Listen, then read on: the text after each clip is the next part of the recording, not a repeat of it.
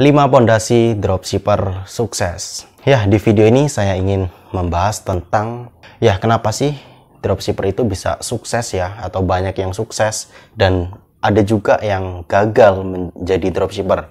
Mungkin yang sukses itu menerapkan 5 pondasi ini, dan yang gagal itu mungkin mereka tidak menerapkan 5 pondasi ini. Dari pengalaman saya teman-teman ya, saya telah merangkum ada 5 pondasi yang bisa membuat dropshipper itu bisa sukses. Nanti saya akan share tipsnya, pondasi apa aja itu yang bisa bikin dropshipper sukses.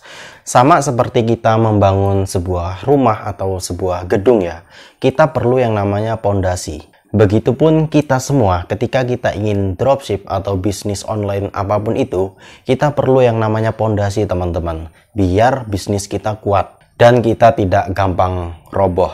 Nah, ini terkhusus untuk kalian yang masih pemula atau masih belajaran main dropship, kalian pas banget menonton channel ini. Silakan teman-teman simak video ini.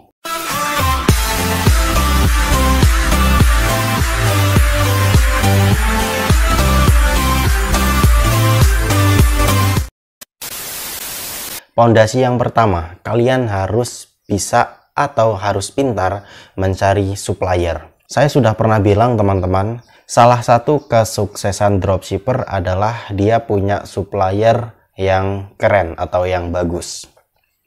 Lah kok bisa mas? Ya bisa, tentu saja ini adalah pondasi yang sangat utama sekali dalam bisnis dropship. Bayangkan jika teman-teman ingin dropship dari supplier A. Dan kemudian teman-teman membangun toko, kemudian toko teman-teman itu sudah mendapatkan orderan pertama nih dari toko teman-teman. Dan ketika teman-teman tanya ke supplier A, supplier teman-teman itu barangnya habis. Nah, otomatis kalian semua akan membatalkan pesanan kan?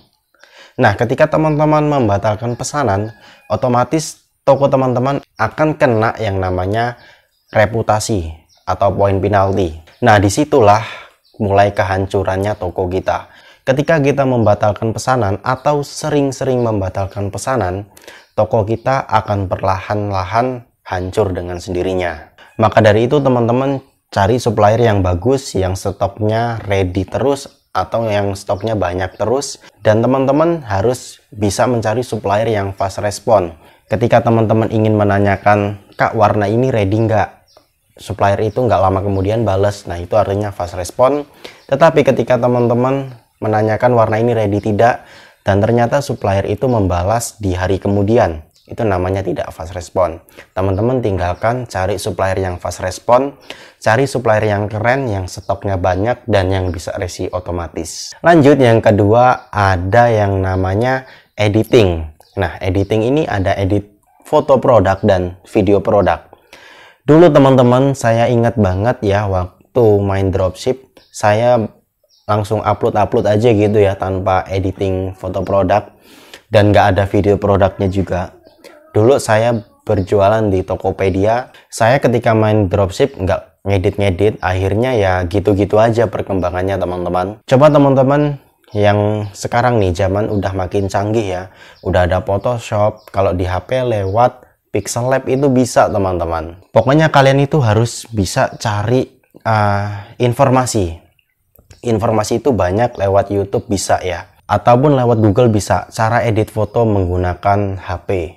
Nah itu teman-teman nanti tinggal diaplikasikan aja, pakai softwarenya apa aja. Kalau di komputer itu bisa teman-teman menggunakan Canva, Photoshop, atau Corel Draw juga bisa teman-teman. Nah jangan lupa juga ketika teman-teman berjualan ditambahkan yang namanya video produk. Video produk ini fungsinya untuk membangun yang namanya trusted atau kepercayaan calon customer.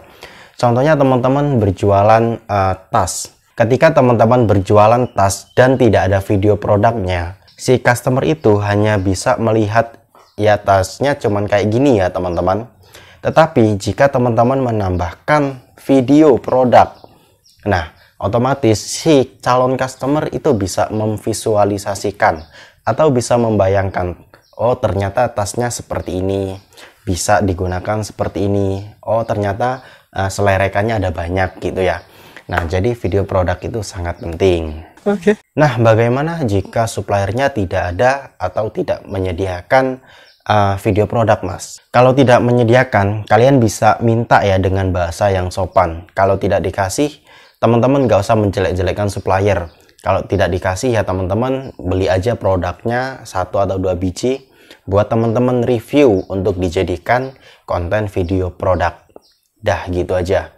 Next, yang ketiga ada upload. Nah, untuk proses upload ini silahkan teman-teman menggunakan upload manual aja ya.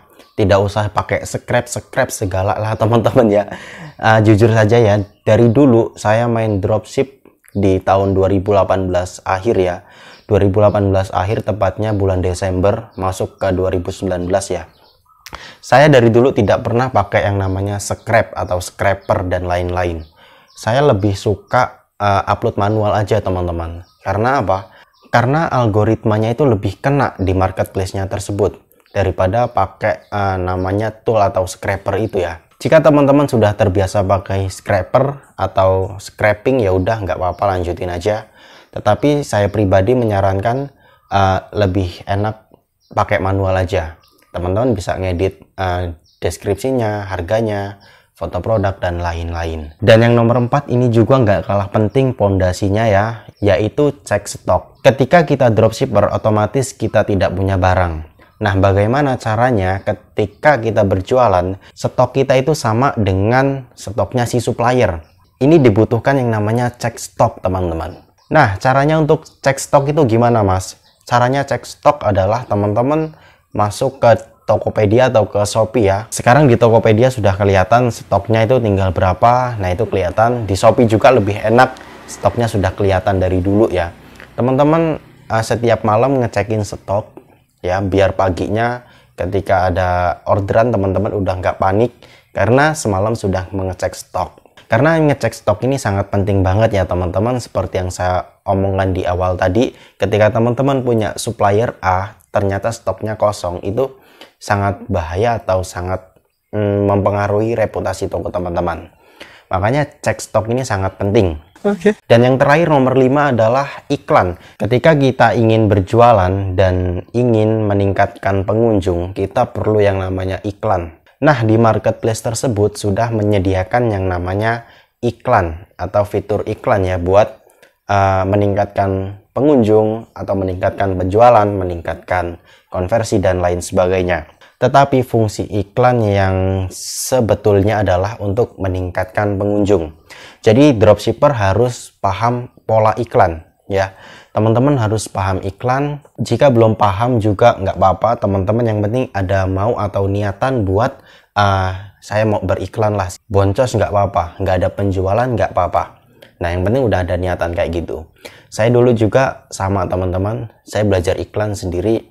Dulu YouTube belum ramai yang membahas tentang iklan, jadi saya ya melakukannya sendiri secara otodidak gitu ya. Dan sekarang teman-teman bisa lihat di channel saya juga sudah ada membahas tentang iklan. Silakan teman-teman masuk ke channel saya aja, lalu ketik di pencarian iklan gitu aja. Nanti bakalan ada video yang membahas tentang iklan. Oke, ini adalah 5 pondasi dropshipper sukses. Yaitu yang pertama ada mencari supplier, yang kedua editing foto atau video produk, dan yang ketiga ada yang namanya upload produk, yang keempat ada namanya cek stok produk, dan yang kelima ada yang namanya iklan. Jika teman-teman sudah bisa menguatkan pondasi ini, insya Allah toko teman-teman akan kebanjiran orderan dan teman-teman akan sukses bermain dropship.